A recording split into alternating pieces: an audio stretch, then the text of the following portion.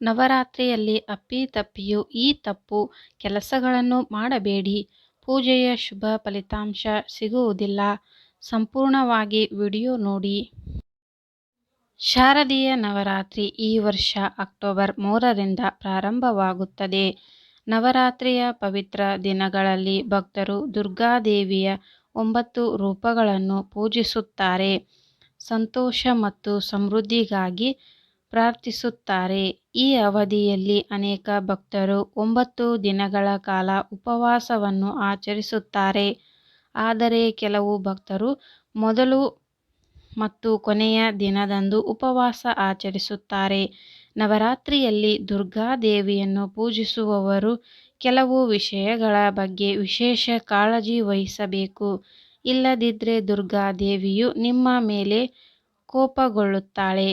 ನೀವು ಮಾಡುವ ಪೂಜಾ ಫಲವು ದೊರೆಯುವುದಿಲ್ಲ.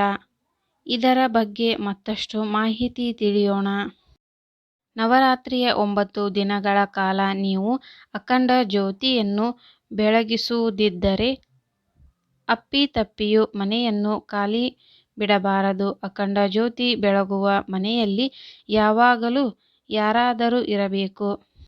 9 ದಿನಗಳ ಕಾಲ ಉಪವಾಸವನ್ನು ಆಚರಿಸುವ ಭಕ್ತರು ಪ್ರತಿದಿನ ಸ್ನಾನದ ನಂತರ ಶುದ್ಧವಾದ ಬಟ್ಟೆಗಳನ್ನು ಧರಿಸಬೇಕು.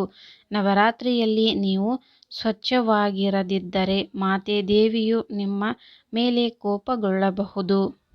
ನವರಾತ್ರಿಯ ಉಪವಾಸವನ್ನು ಆಚರಿಸುವವರು ನಿಂಬೆಹಣ್ಣಿನ ಸೇವನೆಯನ್ನು ಸಹ ತ್ಯಜಿಸಬೇಕು. ಇದರೊಂದಿಗೆ ಮಾಂಸ ಮತ್ತು ಮದ್ಯವನ್ನು ಸೇವಿಸುವುದನ್ನು ತಪ್ಪಿಸಿ.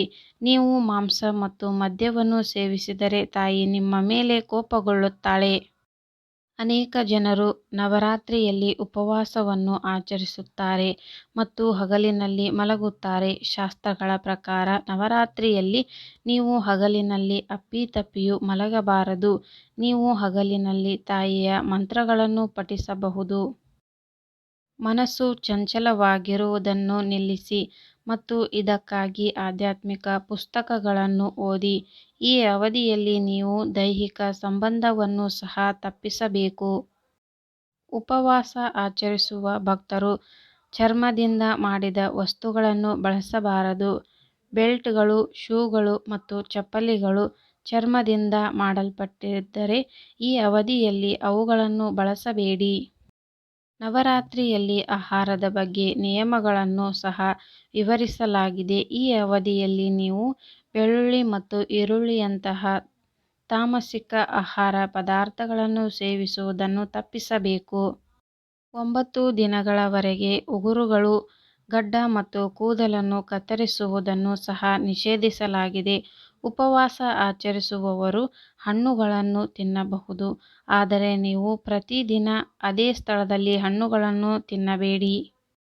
ಈ ಅವಧಿಯಲ್ಲಿ ಮಾತೆಯ ಆರಾಧನೆಯ ಸಮಯದಲ್ಲಿ ಅಪ್ಪಿತಪ್ಪಿಯೂ ಎದ್ದೇಳಬೇಡಿ. ಈ ತಪ್ಪು ಮಾಡಿದರೆ ತಾಯಿಗೆ ಕೋಪ ಬರಬಹುದು.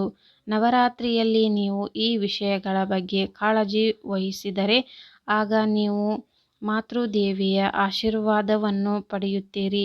ನವರಾತ್ರಿಯ 9 ದಿನಗಳಲ್ಲಿ ನೀವು ಹೆಚ್ಚು ಭಕ್ತಿಯನ್ನು ಅರ್ಪಿಸಿದರೆ ನೀವು ಹೆಚ್ಚು ಮಂಗಳಕರ ಫಲಿತಾಂಶಗಳನ್ನು ಪಡೆಯುತ್ತೀರಿ.